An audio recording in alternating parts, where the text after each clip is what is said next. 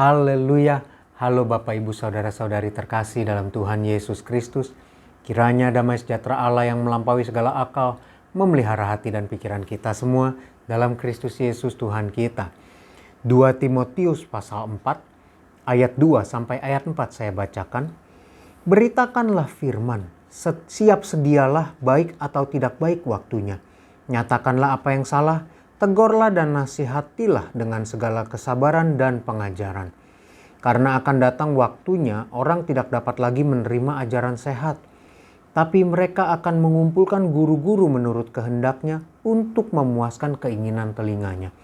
Mereka akan memalingkan telinganya dari kebenaran dan membukanya bagi dongeng. Bapak, Ibu, Saudara-saudari, Paulus menulis surat kepada Timotius ini lalu memberi ajaran kepada Timotius bahwa Timotius, kamu harus beritakan firman, baik atau tidak baik waktunya. Nyatakan apa yang salah, tegurlah dan nasihatilah dengan segala kesabaran dan pengajaran di ayat 2. Dan apa yang Paulus nasihati atau ajarkan kepada Timotius, ini juga dilakukan oleh Bapak Gembala dan kami semua yang memberitakan firman di GPDI Film Latimas. Bahwa nasihati dengan segala kesabaran dan pengajaran. Ini yang selalu Bapak Gembala beritakan, pengajaran. Di GPDI Film Latimas, semua yang diberitakan, Bapak Gembala selalu memberi penekanan, ini adalah pengajaran. Karena apa? Akan datang waktunya. Ayat ketiga, akan datang waktunya. Orang tidak dapat lagi menerima ajaran sehat. Dan ini sejalan dengan apa yang ditulis oleh Yohanes. Kemarin kita sudah bahas bahwa apa yang diberitakan oleh pemberita firman Tuhan yang seolah-olah firman Tuhan, yang bukan berasal dari Allah, itu berbicara tentang hal-hal duniawi. Apa yang diberitakan hal-hal duniawi. Jadi ketika firman Tuhan yang diberitakan adalah ajaran, tapi mengajar bagaimana kita berbuat baik gitu ya. Tapi berbuat baik versi dunia.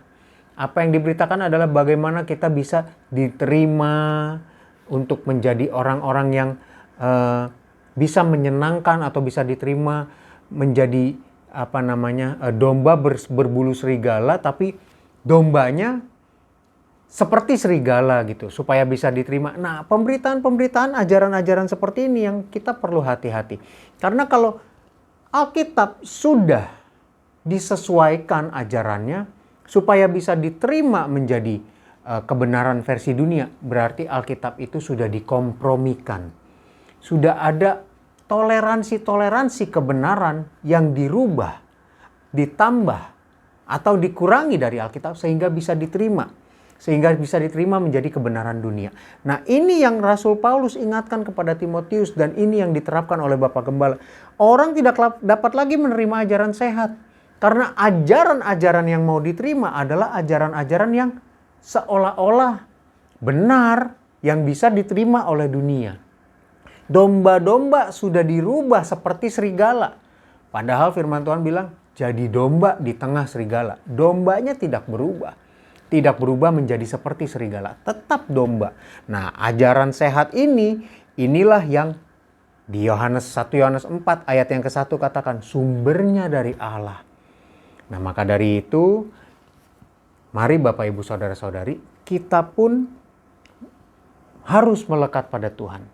Dekat dengan sumber, sehingga kita tidak menjadi seperti orang-orang yang di ayat 3 ini. Tidak menjadi orang yang tidak dapat lagi menerima ajaran sehat.